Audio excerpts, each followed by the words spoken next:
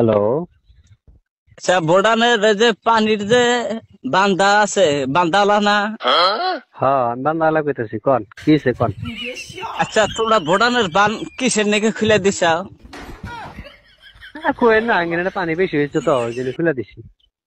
কোন ধরনের পানি বেশি হচ্ছে খুলে দিছ? তোমরা ভালো চলবা নাকি? আর এবার আসাম যে ডাইবা যাইতেছে, এটা কি করবা? এখন আসাম তো ডাইবে যাইতেছে, তুই কি করা লাগবো এখন কোন?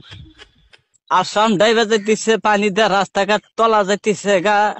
হাজার হাজার মাসে ধান গাছে, ধান বিলের মধ্যে তলা গেছে গা।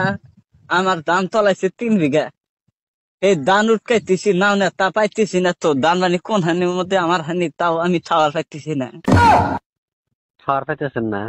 না, বুড়ি মানুষ, আমি তো উঠকাইতেছি, পাইতেছি না। তাহলে এখন কি করা লাগবো, হেডা কোন দেখি। পানি